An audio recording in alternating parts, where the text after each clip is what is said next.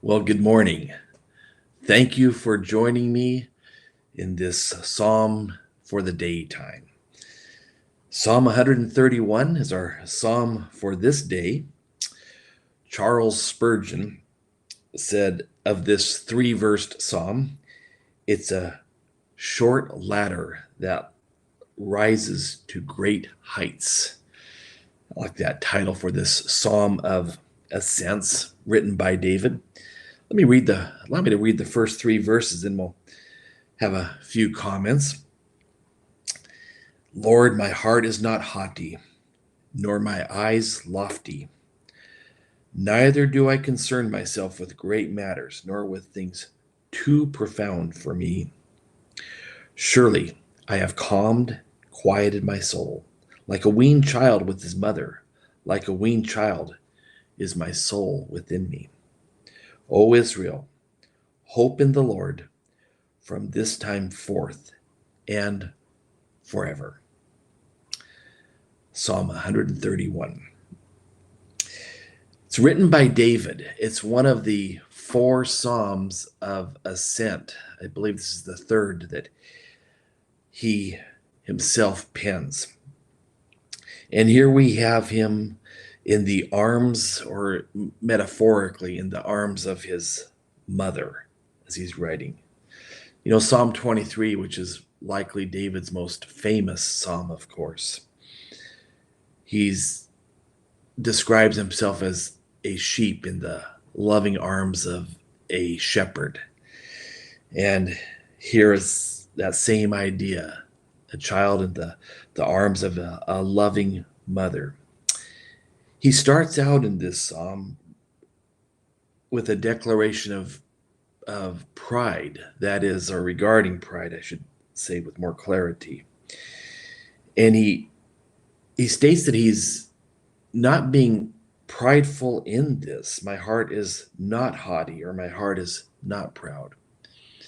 It would seem as if he'd outgrown or matured, again, a better way of phrasing this, matured in his confidence in God and not so much in himself. He was very talented and gifted, but he's here is declaring that his confidence is going to be in God, or growing in God. It's not haughty. It's not pride in himself. You know, in the book of Proverbs, in the third chapter of that book, in the 34th verse, Proverbs 3, the writer says that God gives grace to the humble. It's quite a powerful verse and quite a needful truth, because both James and Peter reflect on this, or remind themselves of this, the readers also of this, in their New Testament writings, of course.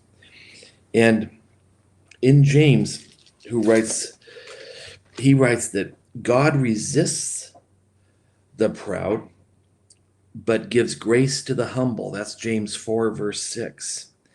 And then a few verses down from that, in verse 10, humble yourselves in the sight of the Lord, and he will lift you up.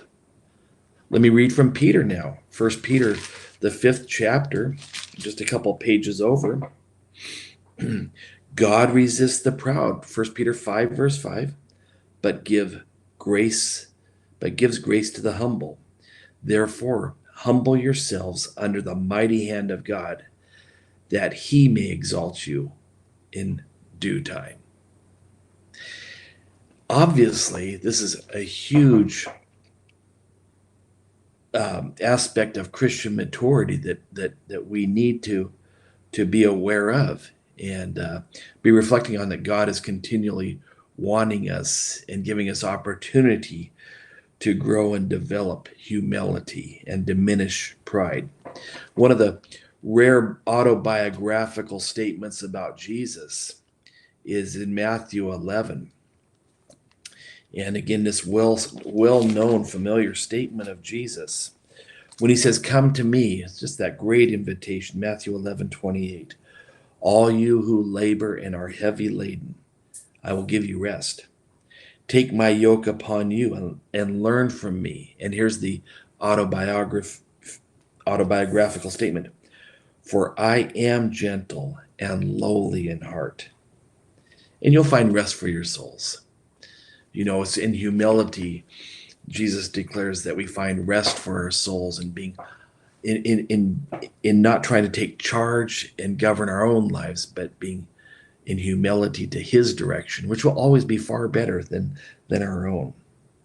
Well, back into Psalm 131, my heart is not haughty, nor my eyes lofty. You know, before we move on, I know we're moving slowly in this, but just one more passage to look at in in Psalm 121. So just a page or two to the left. David says in this psalm, he says, I will lift up my eyes to the hills, from whence comes my help. I will lift up my eyes to the hills, that eye lifting there. And here in this Psalm 131, my heart is not haughty, nor my eyes lofty. He realizes he needs help. And where does it come? It comes from the Lord. Neither do I concern myself with great matters, nor with things too profound for me. I wrote in my margin here that I don't need to understand everything, but I do need to trust in God. I don't need to understand everything, but I do need to trust in God. Deuteronomy 29:29. The secret things belong to the Lord. There's some things that are just going to be kept to him and himself only. Surely, verse 2, I've calmed and quieted my soul like a weaned child with his mother, like a weaned child is my soul within me. Again, the doubling up of this idea here of weaning. It's a rare maternal picture, if you would, of God's character. In Isaiah chapter 49, one of only, this is in Psalm 131 here, it's one of only perhaps a trio of times, not many more than that, if at all. But in Isaiah chapter 49, verse 15, can a woman forget her nursing child and not have compassion on the son of her womb? Surely they may forget, yet I will not forget you. I will not forget you. And then this great verse attached to that. See, I've inscribed you on the palms of my hands. How wonderful is that? But this idea of God like a mother not forgetting, just not forgetting their child. Again, in Isaiah chapter 66, and it's the 13th verse, I believe, where we're going to. Yes. As one whom his mother comforts, so I will comfort you, and you shall be comforted in Jerusalem. I'll comfort you. Again, you all know the illustrations, no shortage of them. How when a child is in distress, very often, if their mother is accessible, they just cry to her. That's where they seemingly automatically go to immediately. Like a weaned child with his mother, like a weaned child is my soul within me. The idea there I want to notice, though, is also weaning. It's not a dependent child, maybe an infant that absolutely an infant who has to depend on mother. A weaned child has a little bit of freedom. They're growing into freedom. They're growing into that. It's a weaned child. And we have freedom, and yet a weaned child, though some freedom, still must depend upon mom. Absolutely. Mom's going to be the one who really cares and concerns and knows what's best. There's some freedom, but the wise child will rely on the wisdom, the counsel, the safety of their mother. Like a weaned child with my mother, like a weaned child is my soul within me. O Israel, verse 3, hope in the Lord from this time forth and forever. This is a similar conclusion to the preceding Psalm 130, a psalm about grace we talked about yesterday, and this time it's hope. O Israel, hope in the Lord from this time forth and forever. Maybe you've not been real faithful in hoping for the Lord, But I like the concluding line from this time forth. Begin today. Hope in God. Hope in God and the reality of foreverness. So God bless you this day, and may this psalm be an encouragement to your souls. I know just reading it without my commentary is the greatest of value. God bless you this day.